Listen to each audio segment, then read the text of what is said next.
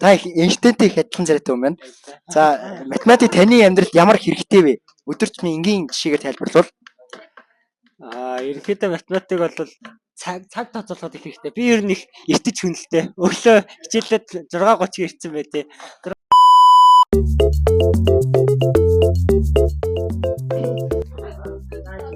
За, сайн байна уу? Математик таны амьдралд ямар ашигтай вэ? Дэлгүүр тараа тооцоо моцоо ихэд айгүй ашигтай байж тий. Баярлалаа. За, сайн байна уу? Та их Эйнштейнтэй их адилхан царайтай юм байна. За, математик таны амьдралд ямар хэрэгтэй вэ? Өдөр тутмын энгийн жишээгээр тайлбарлавал.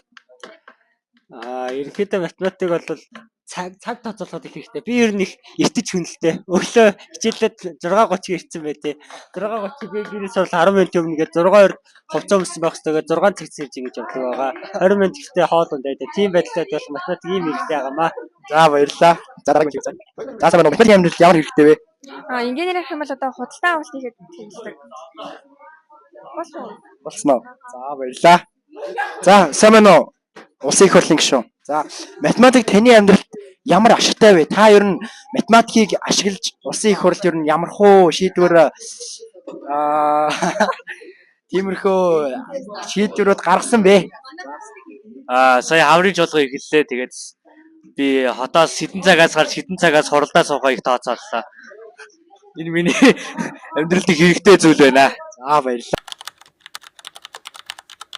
Математик бидний амьдралыг ямар хэрэгтэй бол? Жишээлбэл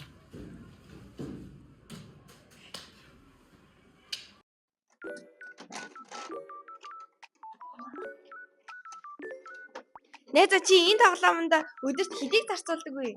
Би өдөрт 30-аас 40 мянгаар зарцуулдаг. Нээзэ чи энэ тоглоомоо одоо 7 хоногт хэдэн удаа тоглох юм бэ? 4 удаа тоглох. 7 хоногийн 4 өдөр 30 мянган төгрөгийг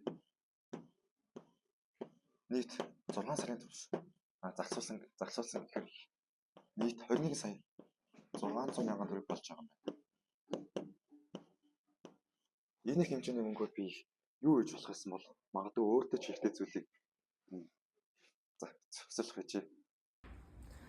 Бидний математик ашиглан дараагийн амьдралдаа хэрэгжүүлдэг зүйл бол цаг төлөвлөлт. Үүний энгийн жишээ нь бол ЕС дээр нийт 40 бодлого ирдэг. Үүнийг бид нэр 100 минутанд гүйцэтгэх ёстой. Ингээ бодоод үзэх юм бол нэг бодлогыг 2.5 минутанд гүйцэтгэх ёстой болж байна. Ингэснээр бид нэр бүх бодлогоо амжилттай бодож 800 авах нэ. Батцсан байж тээ.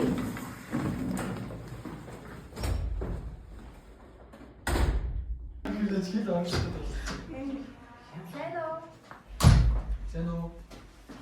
Өг чи шинэ ханддаг юм. Харин нээс бүгд юм ингээ хадгалаа. Чи бүгд юм хадгалдаг юм уу? Нээс чи бүгд юм ингээ хадгалах. Би хадгалдаг шүү. Тэгээд сар тэгэл аваад сойсын хэмжээр тусгач юм уу?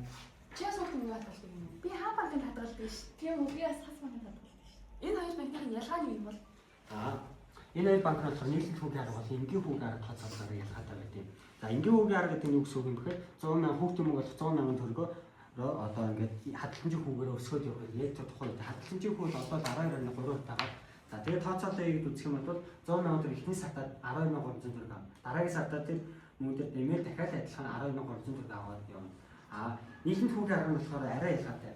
Ямар ялгаатай вэ гэхээр эхний сартад 12.300 төгрөг авсан гутаа дараа нь тухайн 112.300 төгрөгийнхөө 12.3% хүүгийн бодож жагаад олдог байнамаа. Тэгээд өмнөөс 2 сарын хугацаанд ялгааг хавж үзэх юм бол нийлэмт хүүгийн арга нь хүүгийн аргаар тооцоолох нь 1513 төгрөгөөр илүү байгаад байнамаа. Ингэснээрээ нийлэмт хүүгийн аргаар ингээ мөнгө хадгалж ин хадгалж байлгах юм бол илүү ашигтай юм аа.